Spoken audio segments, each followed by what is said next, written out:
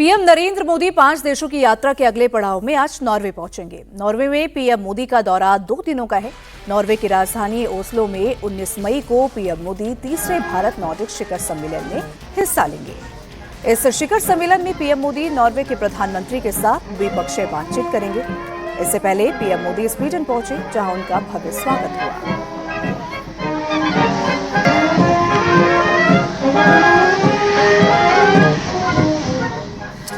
प्रधानमंत्री को guard of honour दिया गया। उनको रिसीव करने के लिए स्वीडन के प्रधानमंत्री उल्फ क्रिस्टर्ससन खुद एयरपोर्ट पहुंचे। पीएम मोदी को स्वीडन का सर्वोच्च सम्मान royal order of polar star सम्मान से उनको नवाजा गया। नॉर्वे में कारोबारियों के साथ एक कार्यक्रम में बोलते हुए पीएम मोदी ने जहां भारत और यूरोप के बीच फ्री ट्रेड एग्रीमेंट को जल्द से जल्द लागू करने पर जोर दिया, वहीं पहलगाम आतंकी हमले के बाद भारत की कार्रवाई का जिक्र करते हुए पीएम ने आतंकवाद के मामले में साफ किया कि किसी भी टेररिस्ट एक्टिविटी के खिलाफ भारत का एक्शन जारी रहेगा।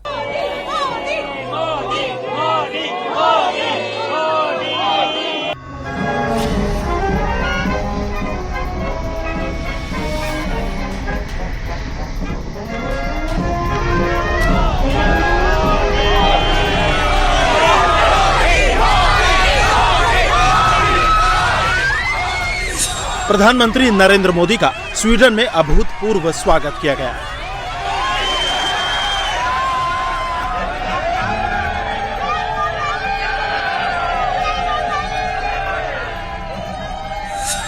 पीएम का प्लेन जैसे ही स्वीडन के एयर स्पेस में पहुंचा, उसी वक्त स्वीडिश एयरफोर्स की ग्रिपेन लड़ाकू विमान उन्हें एस्कॉर्ट करने के लिए पहुंच गए और गुटनबर्ग एयरपोर्ट तक उनका सुरक्षा घेरा बनकर उड़ते रहे।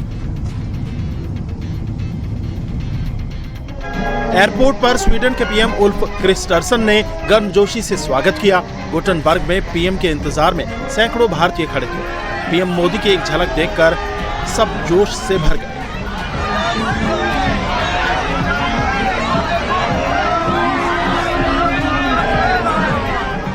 प्रधानमंत्री नरेंद्र मोदी को स्वीडन ने royal order of the polar star commander grand cross सम्मान से नवाजा है। स्वीडन का ये सम्मान सर्वोच्च नागरिक सम्मान माना जाता है। पीएम मोदी ने खास तौर पर इस अवार्ड के लिए शुक्रिया अदा किया और 140 करोड़ भारतीयों का इसे सम्मान बताया। पहले मुझे स्वीडन के royal order of the polar star के सर्वोच्च सम्मान से सम्मानित किया गया। ये सिर्फ मेरा सम्मान नहीं है, यह 140 करोड़ भारतवासियों का सम्मान है। भारत और स्वीडन के बीच व्यापार 8 अरब डॉलर तक पहुंचने वाला है। दोनों देशों के नेताओं के बीच इसे और मजबूत करने पर बात हुई। साथ ही एनर्जी, टेक्नोलॉजी और एआई को लेकर भी दोनों देशों के बीच बात हुई है। पीएम मोदी ने इस मौके पर दुनिया में चल रही टेंशन और आतंकवाद पर भारत का स्टैंड फिर से क्लियर कर दिया। India EU free trade agreement पर सहमति बन चुकी है। जैसे उर्सुला जी ने कहा था, ये वाकई मदर ऑफ ऑल डील्स है। हमारा प्रयास है कि इसे जल्द से जल्द इंप्लीमेंट किया जाए। सिक्योरिटी एंड डिफेंस पार्टनरशिप तथा मोबिलिटी एग्रीमेंट ने भी हमारे सहयोग को नई दिशा दी है। विभिन्न तनावों और समस्याओं के समाधान के लिए भारत ने सदैव डायलॉग और डिप्लोमेसी पर बल दिया है। भारत और स्वीडन सहमत है कि आतंकवाद पूरी मानवता के लिए गंभीर चुनौती है। पिछले वर्ष पहलगाम में हुए आतंकी हमले के बाद हमें स्वीडन से मिले समर्थन के लिए मैं प्रधानमंत्री क्रिस्टर्ससन का आभार व्यक्त करता हूं। हम आतंकवाद और उसके समर्थकों के विरुद्ध लड़ाई जारी रखें। स्वीडन में प्रवासी भारतीयों ने भी पीएम का जोरदार स्वागत किया। पीएम मोदी से मिलने के लिए लोग घंटों खड़े रहे। पीएम ने भी किसी को निराश नहीं किया। बहुत ही सौभाग्य की बात है कि हम यहाँ पे उपस्थित हैं और सभी में जो उल्लास है, everybody so happy. I mean बहुत ही खुशी का माहौल है and we are really really grateful कि हमको ये मौका मिला उनसे मिलने का। आई मीन हमको मिलने वाला उनसे मिलने का। आई मीन बहुत सालों के बाद आ रहे, लास्ट आई थिंक वो 2018 में आए थे। सो अभी का जो माहौल है, मोदी जी की जो लीडरशिप क्वालिटी वो हम सबको पता है। So we are so happy that he is coming here पे। हम लोग बहुत उत्साहित है कि मोदी जी आ रहे हैं। हमारे लिए बहुत सौभाग्य की बात है। हमने सोचा नहीं था कि गौतमबुद्ध में आ सकते हैं Modi ji. Once in a lifetime opportunity है हमारे लिए। ये ड्रीम कम ट्रू है हमारे लिए। और हम सामने देख रहे हैं। ये मोदी जी हमारे लिए भगवान जैसे है कि हमारे बच्चे आज उनको मिलेंगे, उनको देखेंगे। ये हमारे लिए बहुत ही उत्साहित है। हम बयान नहीं कर सकते शब्दों में कि हम कितने उत्साहित और कितने खुश हैं। हम बहुत ज्यादा खुश हैं।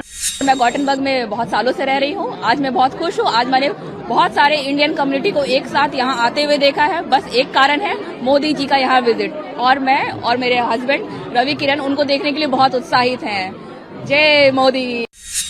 सबसे बड़े नेता, भारत के धरती पुत्र और हिंदुस्तान के सबसे बड़े शेर आज यूरोप में विश्व के दूसरे सबसे सुंदर स्वीडन के देश के स्टॉकहोम के बाद दूसरा जो गोतनबर्ग है वहां आ रहे हैं और हम सब लोग दिल से उनके लिए इंतजार कर रहे हैं। हर हर मोदी, घर घर मोदी। यहाँ यूरोप में भी घर घर मोदी है। जहाँ भी हम हिंदुस्तानी हैं, हमारे दिल में मोदी हैं। मोदी है तो मुमकिन है और पूरा हिंदुस्तान उनके लिए और पूरा विश्व के जितने हिंदुस्तान के हम लोग हैं उनके लिए ही जी रहे हैं और उनके अच्छे भलाई के लिए, उनके अच्छे भविष्य के लिए और लंबे दीर्घायु जिंदगी के लिए। जय मोदी, घर घर मोदी। जय मोदी। पीएम मोदी की यात्रा का अगला पड़ाव नॉर्वे है। भारत नॉर्वे व्यापार और अनुसंधान शिखर सम्मेलन को संबोधित करेंगे। पिछले 43 वर्षों में किसी भी भारतीय प्रधानमंत्री की ये पहली नॉर्वे यात्रा है। इस दौरे में 30 से अधिक व्यापारिक और तकनीकी समझौते होने की उम्मीद है। ग्रीन टेक्नोलॉजी और एलपीजी सप्लाई की डील सबसे खास होगी। नॉर्वे के सरकारी फंड का भारत के शेयर बाजार में 28 अरब डॉलर का निवेश है। इस दौरे में नए निवेश की घोषणा भी हो सकती है। As an Indian in Norway, I think my real expectation is that Mr. Modi has put India on the Norwegian map, right? वो यहाँ आ रहे हैं, वो हम यहाँ बातें कर रहे हैं, यहाँ के प्राइम मिनिस्टर से मिल रहे हैं, इंडस्ट्रियल लीडर से बात कर रहे हैं। उससे बढ़ के और क्या बात हो सकती है इंडियंस के लिए यहाँ पे? I mean, with the TEPA agreement, we are looking at investment from the EFTA countries of 100 billion over the next 15 years and creation of 1 million jobs.